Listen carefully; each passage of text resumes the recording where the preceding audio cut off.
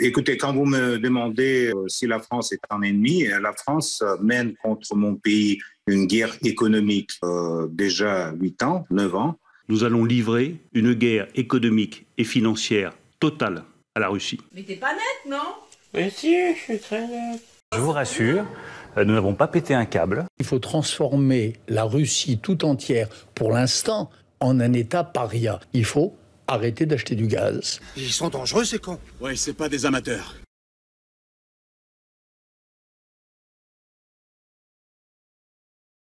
C'est de la merde?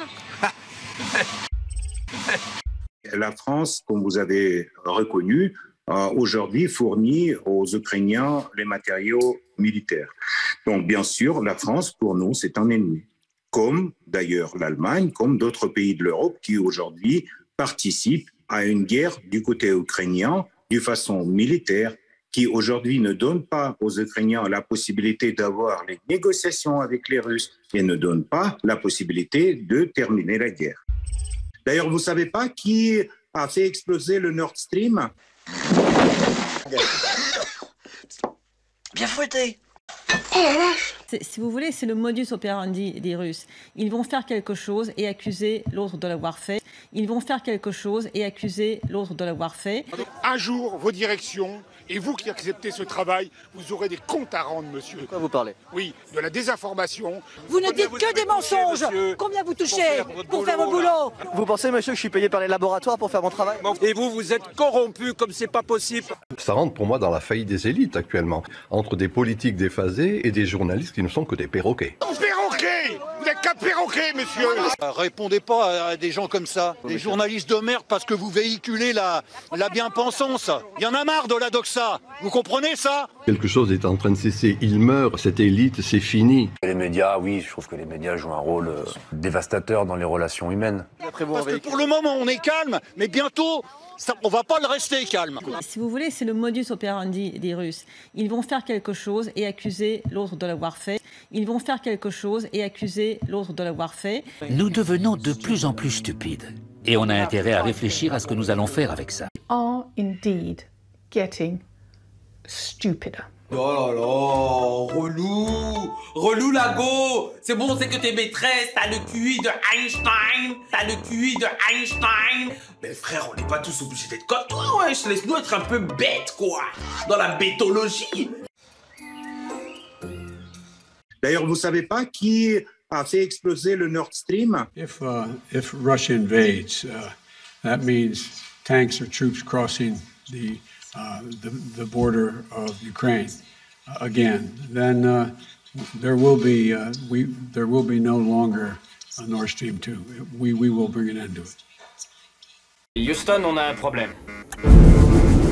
Bien sûr qu'il y a une propagande américaine, mais moi je l'ai vécu de mes yeux vus sur l'affaire en Irak, où j'ai vu Colin Powell et George Bush dans un dîner à l'Élysée nous certifier qu'il y avait des armes de destruction massive et ils mettaient toute leur énergie et on finissait presque par les croire. Le 5 février 2003, Colin Powell, fiole à la main, vient présenter au monde les preuves américaines contre Saddam Hussein. Aucune arme de destruction massive ne sera jamais retrouvée. McFly, cette anecdote est-elle vraie ou fausse? Cette anecdote, elle est fausse. Elle est vraie. Des inspections de l'ONU effectuées sur le terrain ne trouveront jamais des armes de destruction massive. Colin Powell dira plus tard que cette prestation était une tache sur sa réputation. I understood the consequences of that failure, and as I've said on many occasions, I deeply regret that the information, some of the information, not all of it, some of the information I presented, which was multi-source, was wrong. And it is a blot on my record. But, you know, there's nothing I can do to change that blot. Je veux dire au monde, à tous les peuples libres, que ces criminels de Washington doivent quitter le pouvoir et que l'homme qui est à la Maison Blanche est un meurtrier. Le droit international interdit de faire la guerre aux civils et de provoquer un sociocide. Ils ont anéanti l'Irak pour pouvoir mettre la main sur Saddam Hussein. C'est l'un des plus grands crimes internationaux depuis la Seconde Guerre mondiale. Un crime a été commis avec la complicité totale des médias grand public, qui ont privé d'antenne des voix critiques comme la mienne. Mais c'était une pure perte de temps. L'invasion de l'Irak était imminente. Il a fallu céder la place à un défilé ininterrompu de généraux, de commandants, d'amiraux à la retraite et d'anciens directeurs de la CIA. Les médias ont une attitude totalement nihiliste. Leur seul souci, c'est de gagner de l'argent. Et ce qui rapporte à l'heure actuelle, c'est d'éviter de parler de vérité sociale. Suivre quelqu'un qui vit des allocations, c'est quoi l'intérêt? Alors que Kim Kardashian qui se ramasse dans une flaque d'eau à Central Park, c'est bon ça. Kim et Kenny, que l'on surnomme Kimi, vont se marier à Florence ce week-end. J'en ai rien à foutre. Madame la députée, permettez-moi de vous interrompre un instant. Une dépêche vient de tomber. Justin Bieber vient d'être arrêté à Miami. J'en ai rien à foutre. Ce que je veux vraiment leur dire à Washington, je ne peux pas le dire à la télé. À la télé française, vous pouvez le dire. À la télé française? Oh, je ne sais pas si je vais le dire. Je pourrais être arrêtée pour ça. Washington? J'emmerde Washington. Je suis stupéfait à quel point on ne comprend pas notre pays. Tous ces gens-là qui nous détestent. Je n'arrive pas à y croire, car je sais à quel point nous sommes bons.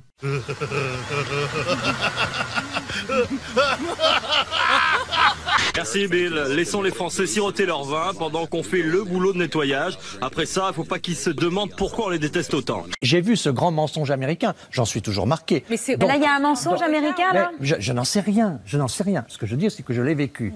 La presse américaine se laisse aller à une francophobie parfois des plus primaires. Les Français, singes, mangeurs de fromage. Je suis pas venue ici pour souffrir, ok? Les Français ont perdu la Deuxième Guerre mondiale en à peu près 20 minutes. Si les Américains ont le droit d'être contre la guerre en Irak, pas les Français. C'est à nous qu'ils doivent cette indépendance avec laquelle ils nous narguent à l'ONU. J'ai envie de jouer quand je regarde le journal de TF1 le soir et que je vois la guerre. Je vois la guerre en Irak. Et sincèrement, j'aime beaucoup les États-Unis. J'ai très envie de les aider quand je les vois comme ça. Mais t'es pas possible, t'as. C'est délirant. On est dans un monde délirant. Mais frère, on n'est pas tous obligés d'être comme toi, wesh. Laisse-nous être un peu bêtes, quoi. Dans la bétologie. Pour la première fois dans l'histoire de l'humanité, l'Europe montre qu'elle n'est pas capable de résoudre un conflit qui lui est propre. Et peut-être pour la première fois, ce seront des États extra-européens qui remettront de l'ordre dans les affaires européennes. Oui, mais un peu là, ils l'ont acheté parce qu'enfin ils critiquaient.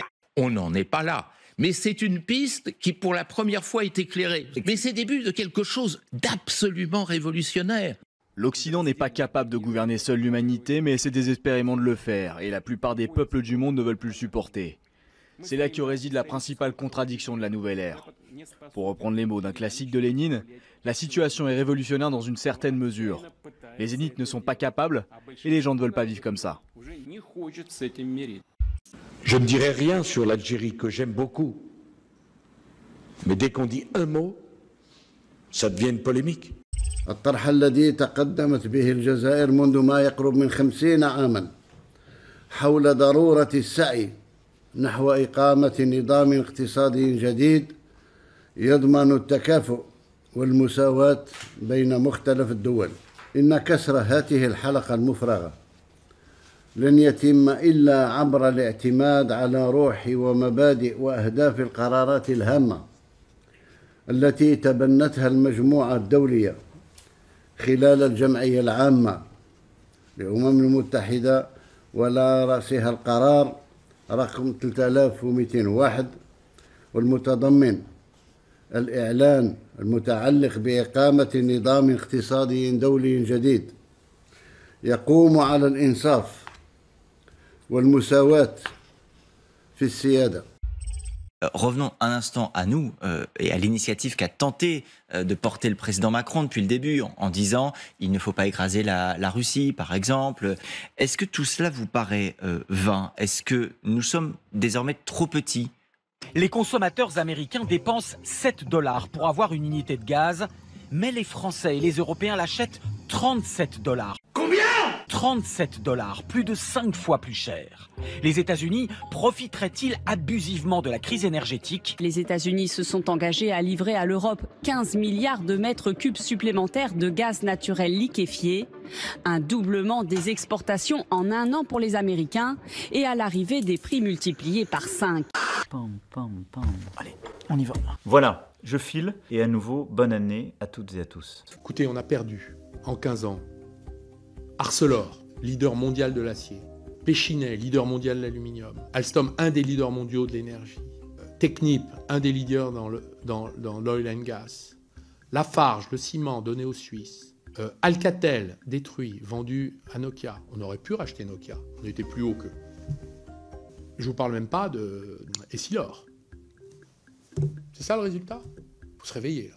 Donc vous êtes une commission d'enquête sur la souveraineté. La souveraineté, ça a un sens. C'est que ça, si vous voulez, quand vous perdez tout ça en 15 ans, il ne faut pas s'étonner s'il n'y a plus de PME en France. Parce que les PME travaillaient pour ces boîtes-là. Mais tous les dirigeants, là, je vais dire aussi un mot. Parce qu'on accuse les gouvernements. Mais les présidents de ces boîtes-là, est-ce que vous connaissez le tarif de la trahison de la France? C'est entre 10 et 15 millions. M. Cron, il a touché, je crois, 13. M. Lafont, 15. M. Combes, 13. Voilà, c'est le prix de la trahison de la France. C'est pas cher, hein. Ça fait partie de la question qu'il nous faut poser. Il n'y a pas que le gouvernement.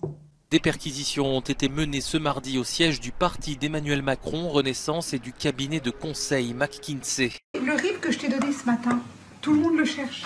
Ces perquisitions entrent dans le cadre de 2 informations judiciaires ouvertes en octobre, l'une d'elles portant sur le rôle de ce cabinet dans les campagnes présidentielles d'Emmanuel Macron.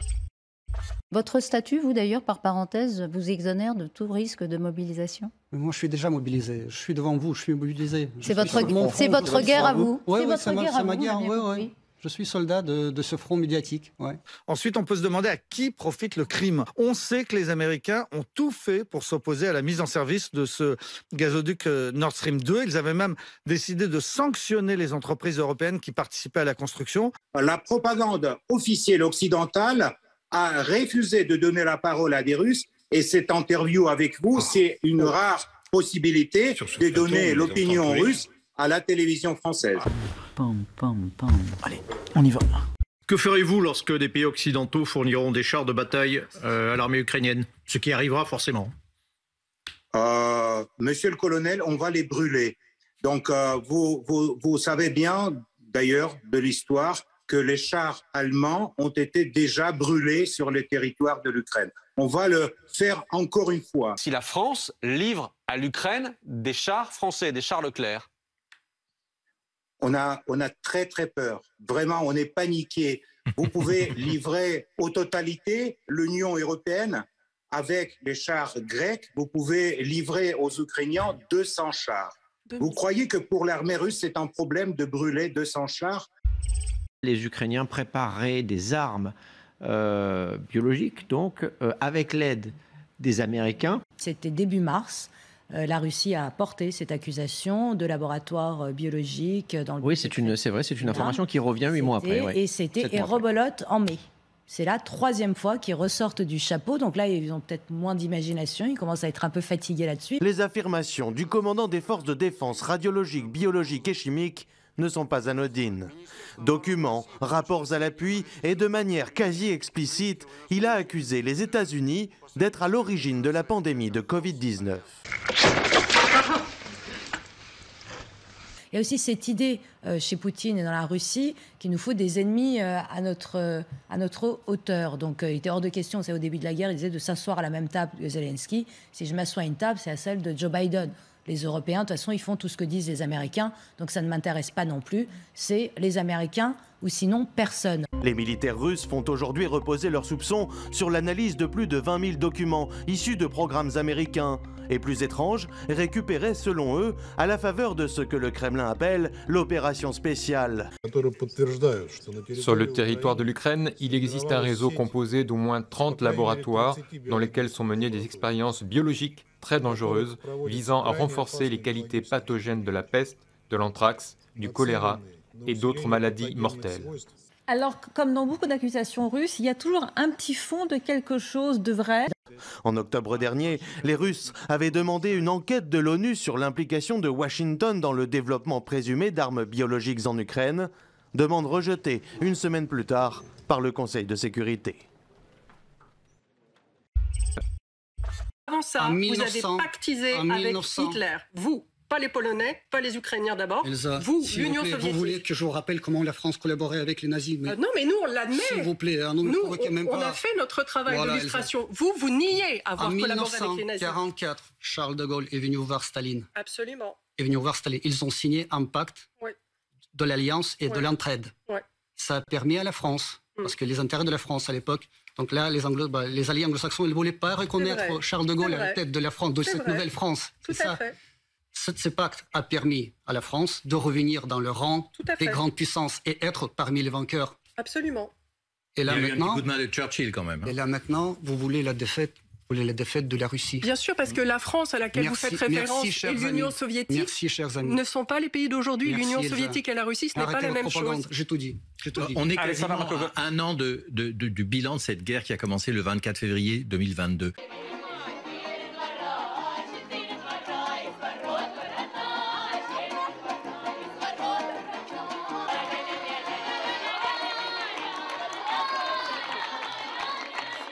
Le bruit et la fureur en permanence, le mensonge, la manipulation, les excès. Aujourd'hui, avec les technologies modernes, on peut inventer toutes sortes de mises en scène, toutes sortes de montages et toutes sortes d'images. Donc la guerre, c'est du fake news. C'est ça.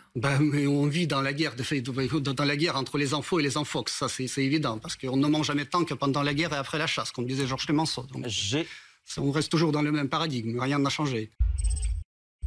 Je pense que s'il est question de prendre en charge quelqu'un, c'est en arrêtant d'exploiter le tiers-monde. Voilà. C'est en établissant des rapports internationaux équitables. Et puis, il y a aussi l'Union africaine, qui représente à terme 40% de l'humanité, ce qui n'est pas rien. Ça veut dire quoi, cela? Mais ça veut dire, quand vous parliez tout à l'heure d'un monde qui n'est plus comme avant, une transformation gigantesque. Il se trouve, moi, que je vais beaucoup en Afrique en ce moment, par passion et par raison, parce que je pense qu'un internationaliste doit d'abord regarder l'Afrique, 40% de l'humanité, comme je disais tout à l'heure, à la fin de ce siècle. Et je dirais que nos amis africains, mes collègues africains, notamment les jeunes intellectuels, il y a une vraie classe de jeunes intellectuels africains, ne posent pas le problème dans ces termes. Le problème pour eux, c'est pas une compétition entre la Russie, la Chine, la Turquie, l'Inde, même si cette compétition, encore une fois, réelle. Le problème, c'est l'entrée de l'Afrique dans la mondialisation.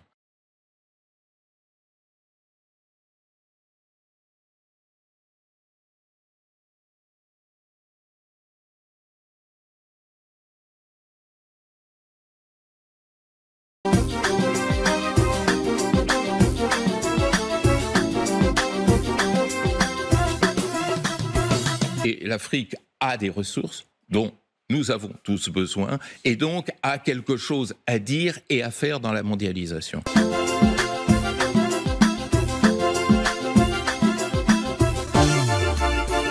Ce sont nos frères qui sont de l'autre côté de la Méditerranée, madame. Faut les aider. De l'or, du zinc, du cuivre, des phosphates, l'Algérie dispose d'importantes ressources minières et compte dessus pour diversifier son économie. L'Algérie veut intensifier l'exploration, en quête aussi de terres rares, si prisées à l'international. Il en est fait mention dans la déclaration d'Alger signée par les présidents algériens et français. Faut les aider. Dans le cadre de sa stratégie agricole, l'Algérie est partie à la conquête du désert. Plusieurs centaines de milliers d'hectares de terres sont cultivés dans le Sahara algérien. Faut les aider. Kefedir, dans la région de Tipaza, est l'un des 81 grands barrages d'Algérie, où 4 nouveaux ouvrages doivent porter la capacité de stockage à 9 milliards de mètres cubes. Pour éviter les pénuries d'eau, la priorité est donnée aux stations de dessalement d'eau de mer. Elles assurent déjà 17% des besoins nationaux en eau potable, un chiffre censé atteindre 60% dès 2030 grâce à de nouvelles stations.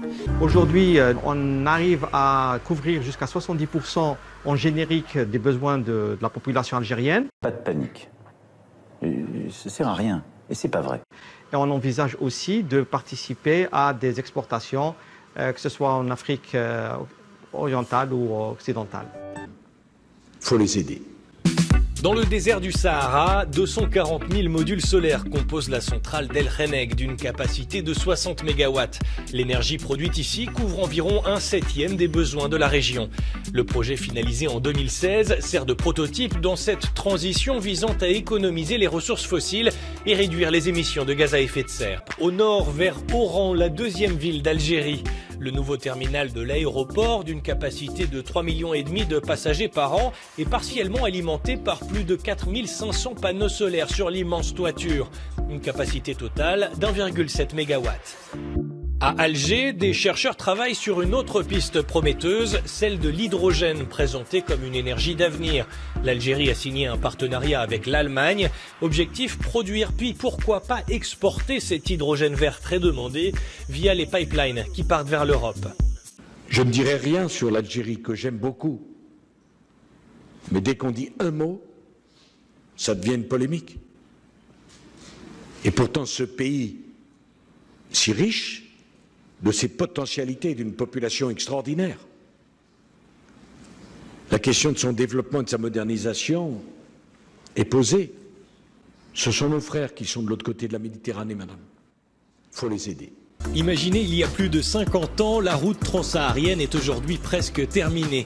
Longue de près de 5000 km entre Alger et Lagos au Nigeria, elle s'inscrit dans un projet de réseau routier reliant 6 pays africains visant à renforcer l'intégration régionale et promouvoir les échanges entre le nord et le sud du Sahara. Mais il n'y a pas que les routes qui connectent les populations, il y a aussi Internet. Cet axe routier est ainsi bordé de câbles dans le cadre d'un autre projet multinational nommée dorsale transsaharienne à fibre optique. Des centres techniques assurent le maintien de la bande passante, dont la vitesse en Algérie a presque doublé en 2 ans. Ici, c'est les brins de fibre entrant de la dorsale transsaharienne. Leur sortie vers les frontières, c'est par ici. Donc depuis Alger vers le Niger, c'est ça? Exactement. Il faut les aider. Un autre projet majeur de coopération pourrait voir le jour sur le même axe, un gazoduc transsaharien entre le Nigeria et l'Algérie via le Niger. Allez, je vous offre un verre si vous voulez. Hein? Il y a un objectif d'augmenter les exportations énergétiques algériennes vers l'Italie, donc de l'Algérie vers l'Europe, et la possibilité d'étudier le transfert du gaz existant, ainsi que la réalisation d'un nouveau gazoduc qui permette également de transporter l'hydrogène. Absolument, l'Algérie a la priorité, c'est notre partenaire le plus stable, le plus stratégique. Il y a aussi un câble d'électricité sous-marin et le gaz liquéfié, et c'est sur cette base et stratégie que nous œuvrons ensemble pour trouver des solutions utiles pour affronter la crise énergétique. Ce sont nos frères qui sont de l'autre côté de la Méditerranée, madame. Il faut les aider. Les plus gentils vont dire c'est une affaire de cour de récréation, puis les plus méchants vont dire c'est une affaire de voyous, c'est un des méthodes de voyous. C'est très étrange quand même. Madame, faites très attention au vocabulaire que vous employez.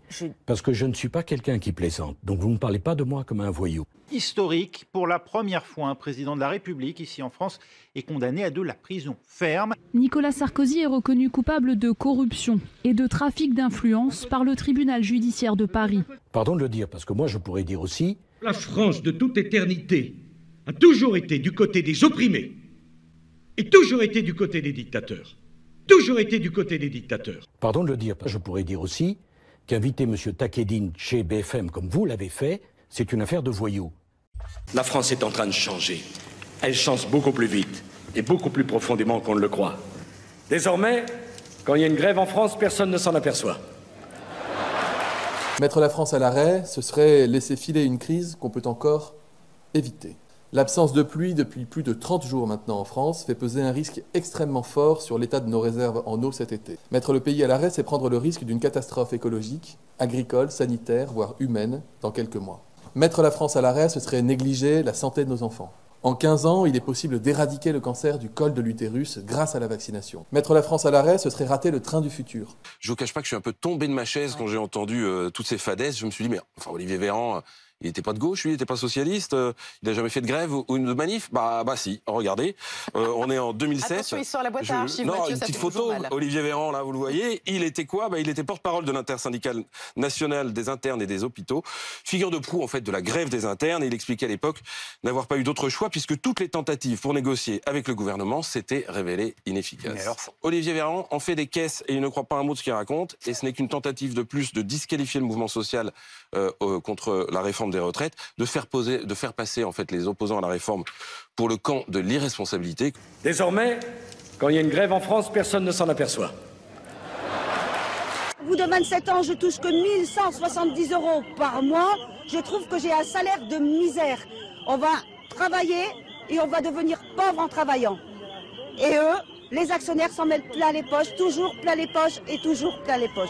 Quand est-ce que vous allez arrêter? Ils sont riches à milliards. Vous voulez quoi? Ils sont obèses de fric. Vous voulez quoi? Qu'ils fassent encore plus de pognon? Nous avons créé des emplois. Quel emploi vous avez créé? Il y a une reprise? Elle est où la reprise? Où est-ce qu'elle est cette reprise?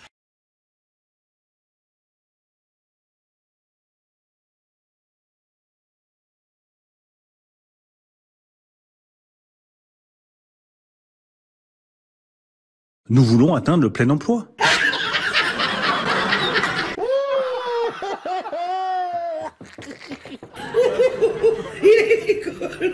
Quand on regarde ce qui se passe depuis maintenant plus de 5 ans, nous sommes en train de réussir ce que la France n'avait jamais réussi depuis un demi-siècle, aller vers le plein emploi. Nous sommes juste au-dessus de 7% de taux de chômage. Combien? 7% de taux de chômage. Excellent, excellent. C'est pourquoi vous êtes là. Faut servir. Plus fort. Faut servir. Et puis vous êtes là parce que c'est l'aventure, les mecs. Y a pas de routine. Y a pas, tiens, qu'est-ce que je vais manger ce soir? Qu'est-ce que la grosse, elle va m'avoir préparé? On est là pour ça, parce qu'on aime ça. T'es défoncé ou quoi? Non, sergent-chef. Dis-moi encore, non? T'es défoncé? Oui, sergent-chef.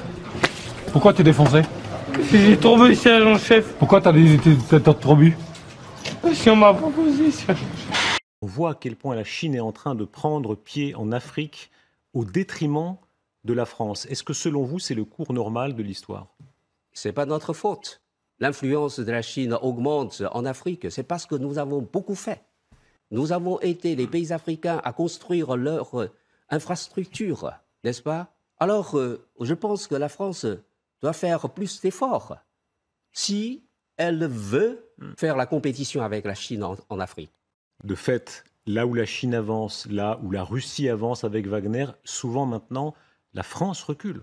Mais pourquoi la France recule? La France peut avancer. Pourquoi reculer? Pardon de vous le dire, parce que vous voudriez me mettre le singe sur l'épaule, je crois qu'il est sur le vôtre. Vous dites ne plus vouloir financer la guerre russe en Ukraine. Ok, mais ça ne vous dérange pas de financer l'occupation Israël de la Palestine en achetant du gaz israélien? Tranquillou bilou. En Israël, une partie de la population se mobilise contre les violences des colons à l'égard des Palestiniens, dont des maisons ont été brûlées en Cisjordanie.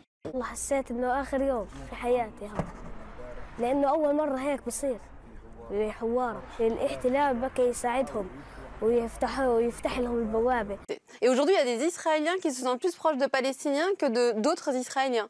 Quand on voit qu'il y a des Israéliens qui se font eux-mêmes tabasser par des colons quand ils vont à la cueillette des oliviers avec certains Palestiniens, on est aujourd'hui dans cette réalité-là. Aujourd'hui, Israël est face à un dilemme, c'est qu'il ne peut plus se définir comme un État juif et démocratique. À mon avis, c'est fondamental d'essayer de poser des termes justes en ce qui est en train de se passer. Et le terme guerre n'est évidemment pas du tout approprié, parce que c'est encore une fois une pure propagande israélienne. Il faut absolument faire attention parce que sinon on se fait les relais de la propagande de l'armée israélienne. Donc il ne s'agit pas d'une guerre, il s'agit d'une réponse d'une faction palestinienne, en l'occurrence le djihad islamique, qui est agressée et qui doit répondre à cette agression. Et la différence avec peut-être les autres agressions précédentes sont nombreuses. Alors d'abord, il y a quand même un motif récurrent pour les Israéliens, c'est le contexte électoral, comme en 2009, 2012, 2021. Des élections approchent, c'est une routine en fait de bombarder des populations civiles à Gaza dans ce contexte. Et je termine, puisqu'il me semble qu'il y a quand même quelque chose d'assez nouveau, de relativement nouveau, c'est la coïncidence entre cette attaque et l'infiltration de 1500 colons sur sur l'esplanade des mosquées. Et là, c'est clairement une main tendue aux colons qui ne peut pas du tout être ignorée, il me semble. Selon vous, les Africains n'ont rien compris. Les Indiens, Allah ramasse, et les Chinois, n'en parlons pas. Parce que vous voulez voter un texte qui infantilise en fait la moitié du monde. Vous constatez qu'une bonne partie du monde n'est pas d'accord avec la politique européenne en matière d'Ukraine, de Russie, et du coup vous dites que vous allez leur expliquer que la guerre russe en Ukraine c'est vraiment grave. Non mais expliquer comme si c'était des enfants. Non, ils ont bien compris, c'est juste que sur certains points, ils sont pas d'accord. Après le Gabon, le chef de l'État se rendra en Angola ainsi qu'au Congo. Il terminera son déplacement en RDC, où des habitants ont manifesté ce mercredi devant l'ambassade française contre sa venue.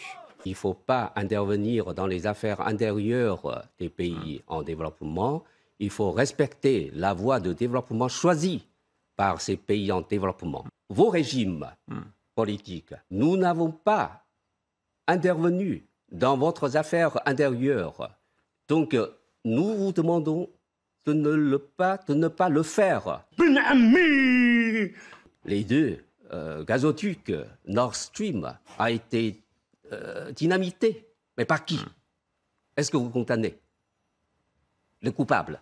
Qui est le coupable selon vous? Selon vous, qui est coupable? Je sais pas. Je ne vois pas que les pays occidentaux condamnent le coupable.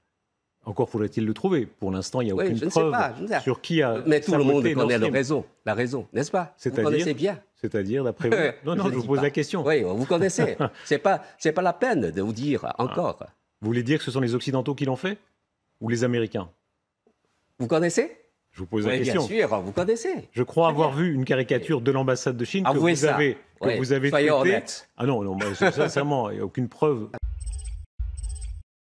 Je veux parler à l'ouvrier, je veux parler à l'employé, aux cadres qui subissent depuis des années. Je veux parler à l'artisan, je veux parler à celui qui est le plus vulnérable. Je veux parler à tous les Français qui finissent par avoir envie de répondre non à tout, parce qu'ils ont le sentiment que c'est la seule liberté qui leur reste. Bien moi, mon projet, il est simple. On ira ensemble vers ce nouvel ordre mondial. Et personne, je dis bien, personne ne pourra s'y opposer. Monsieur Poutine. Si on élargit la focale, oui, cette opération russe est un échec. Et les Russes le sentent sans doute. Et pourtant, le culte du chef reste intact. Les unités de la compagnie militaire privée Wagner ont pratiquement encerclé Bakhmout. Il ne reste qu'une seule route, l'étau se resserre. Si auparavant c'était l'armée professionnelle ukrainienne qui se battait contre nous, aujourd'hui nous voyons de plus en plus de personnes âgées et d'enfants. Donnez-leur la possibilité de quitter la ville. La ville est de fait encerclée.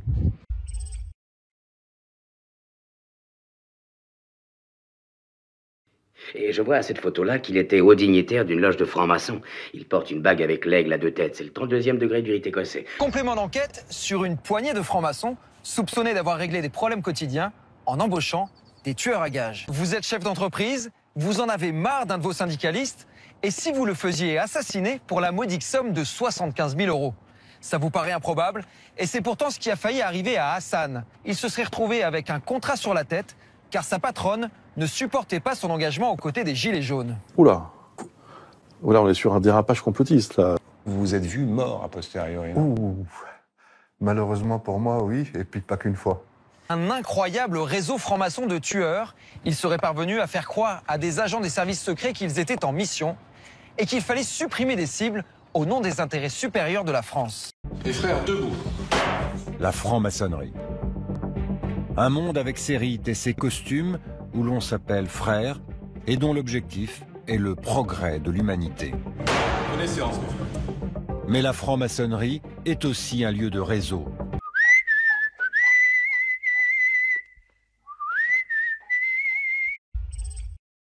Les pauvres, c'est fait pour être très pauvres et les riches, très riches.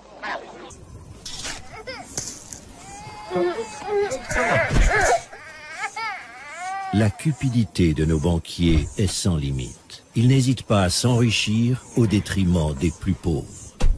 La spéculation sur les denrées alimentaires affame des millions d'êtres humains.